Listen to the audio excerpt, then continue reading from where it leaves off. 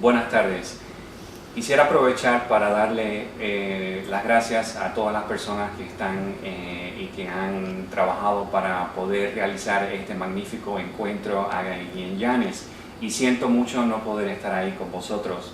Quisiera agradecer al Ayuntamiento de Llanes y a la Universidad de Alcalá especialmente. Y quisiera agradecer a José María Narro Calderón por la magnífica labor que está haciendo con su incansable entusiasmo, especialmente en todos estos temas del exilio. También quisiera agradecer a Begoña Camblor Pandiella por el arduo labor que está haciendo con su tesis doctoral y la magnífica labor que está haciendo especialmente con el tema de Aurora. Siento muchísimo no poder estar ahí con vosotros, pero por circunstancias ajenas de mi voluntad no he podido asistir. Sin embargo, estoy ahí en espíritu porque me parece que este encuentro es fenomenal, me parece que es un tema que me tiene muy entusiasmado y estoy muy contento de poder estar con vosotros a través de esta tecnología y compartir con vosotros.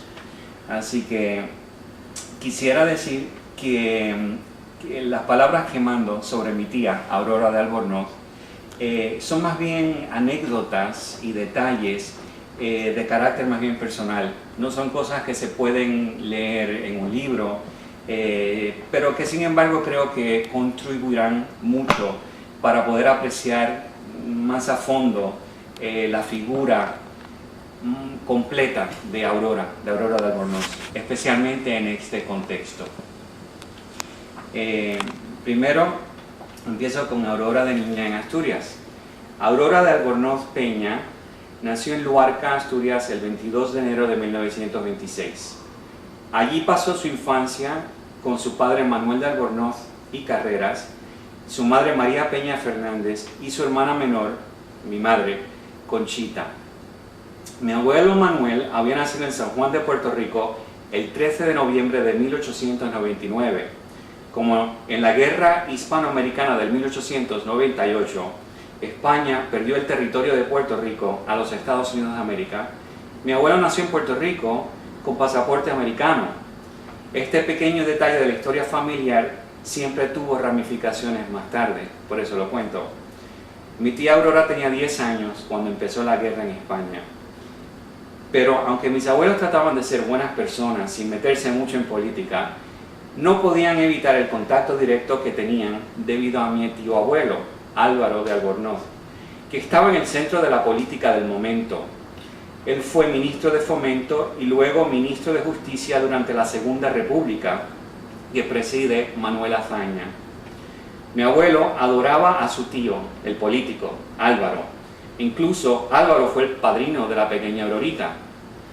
Pero a la misma vez, mi abuelo tenía ciertos beneficios con su pasaporte americano. Me acuerdo, por ejemplo, lo que nos contaban de niño, que una vez estando mi abuelo en Villar, fueron los soldados buscando a Albornoz y encontraron a mi abuelo en vez de a Álvaro. «Yo soy de Albornoz», dijo mi abuelo, y los soldados le pusieron el fusil en la sien.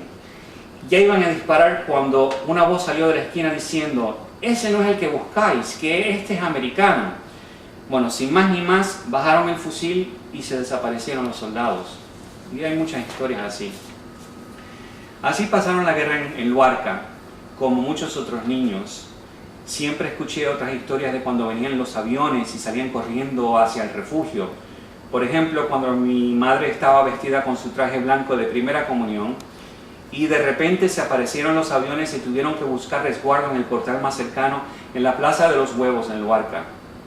O cuando mi madre estaba trepada en una tapia en Villar, no sé si me lo imaginé o me lo contaron así, pero al oír los aviones y los gritos de mi abuela, se tuvo que tirar de aquella tapia altísima y de ahí se quedó con aquella cicatriz enorme en el muslo izquierdo que todavía nos enseña con orgullo, como si hubiera sido un trofeo que se ganó por haber podido correr más rápido que aquellos aviones. También queda aquella historia de lo del camión. Mis abuelos y las dos niñas vivían en la calle de la iglesia, conocida en aquel momento como la calle Luis Portal, en una casa, claro está, enfrente de la iglesia de Luarca. Tenían una galería de ventanas, típica de esas haciendas asturianas, unos ventanales enormes, por donde entraban unos rayitos de sol. Y enfrente de las ventanas se veían los alambres de la luz eléctrica, donde venían a posarse las golondrinas. Mi abuelo, amante de la música y ella también amante de la poesía, les llamaba pentagramas sutiles y les había dedicado una poesía.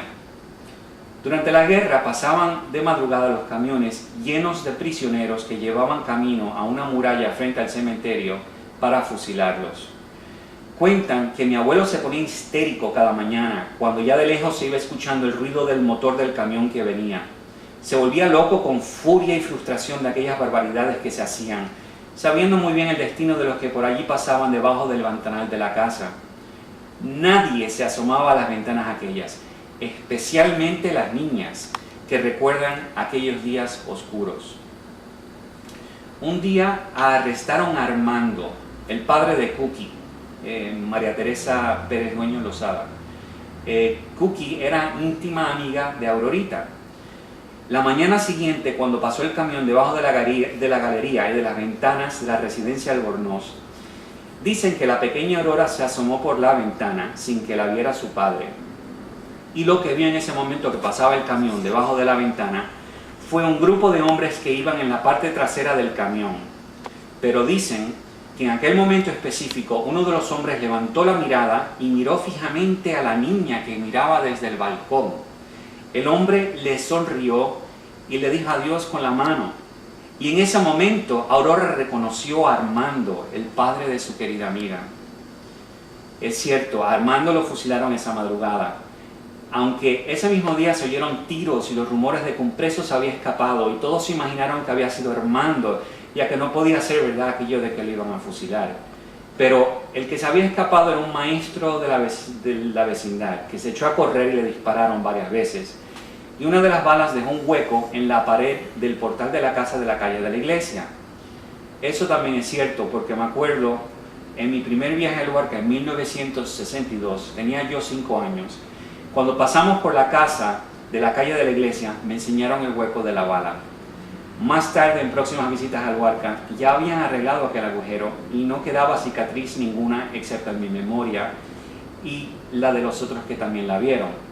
Aquel maestro apareció unos días más tarde, se había escondido por las playas de Luarca, pero al final lo encontraron y al igual que Armando no sobrevivió. Pues la situación en España era muy dura, claro, sabemos todo muy bien. Y después de la guerra, don Manuel decidió regresar a su tierra natal en Puerto Rico y llevarse a las niñas, Aurorita y Conchita.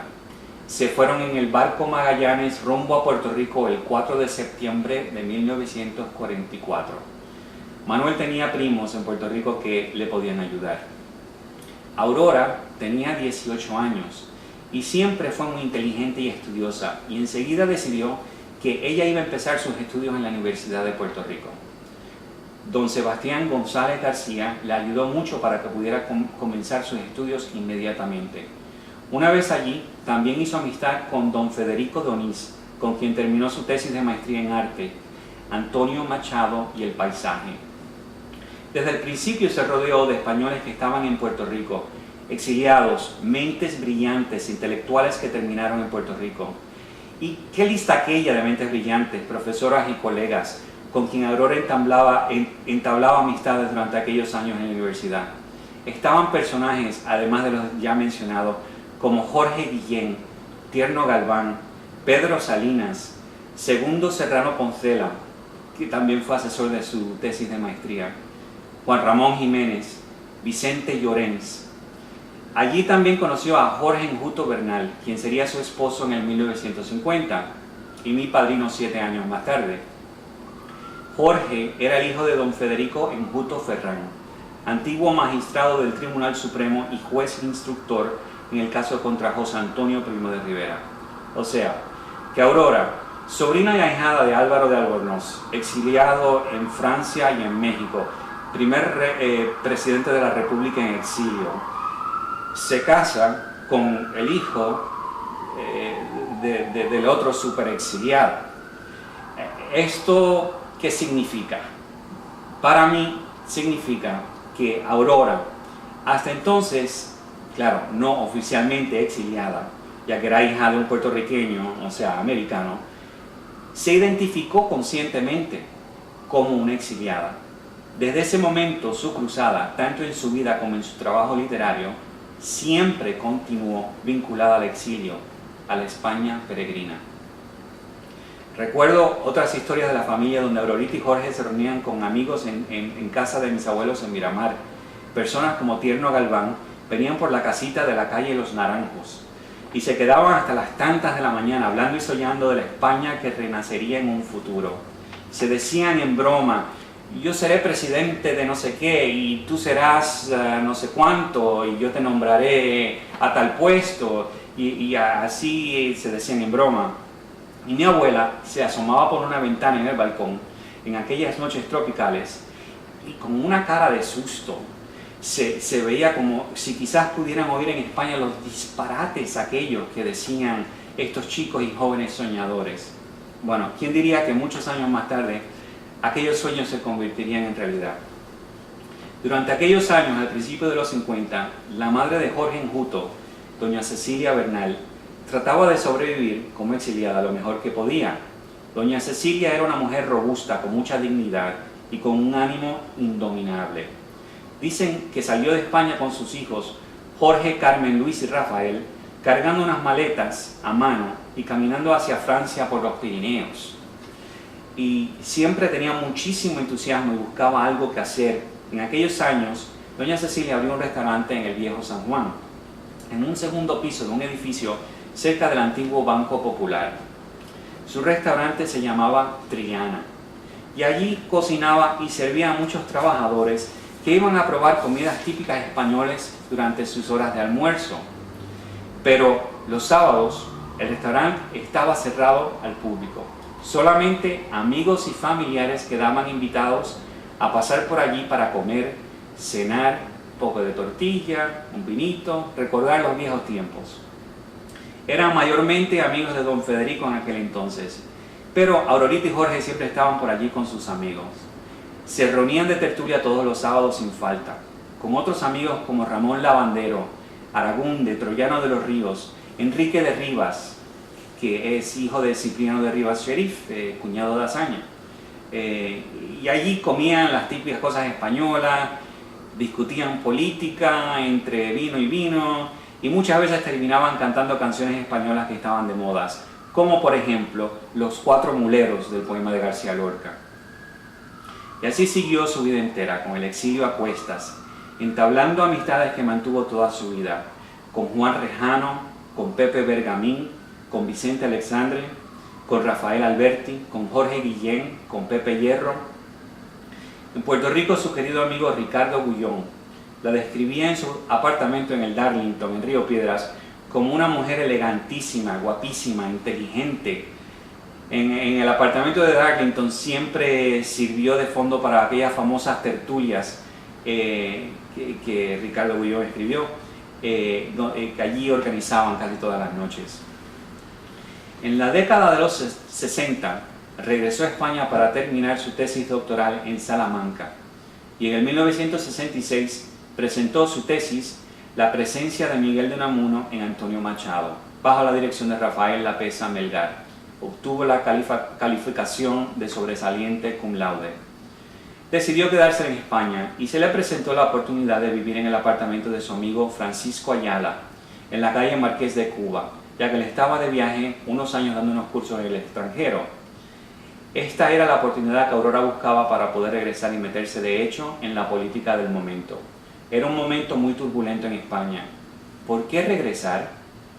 Escribió Aurora en unas notas que preparaba para dar una conferencia muchos años más tarde que era necesario para ella porque era importante formar parte de la resistencia antifranquista, comillas. Y ya en el 1968 decidió que se quedaba allí definitivamente. Estos años fueron un periodo de la vida de Aurora donde se mantuvo muy activa políticamente. Y no comento con más detalle porque eso sería un capítulo aparte. Pero nunca dejó de ser una voz internacional.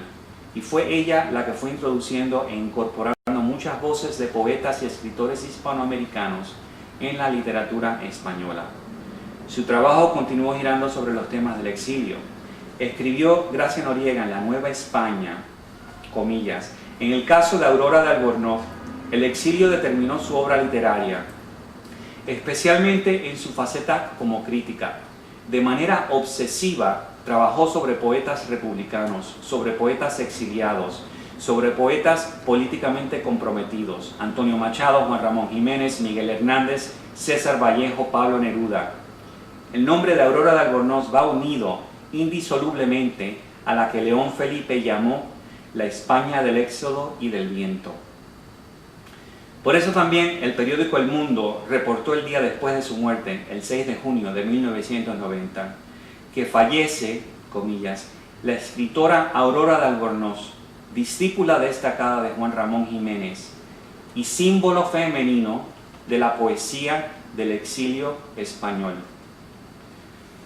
Y así es como quiero yo recordarla. 1.000.000 de gracias y un beso a todos. Adiós.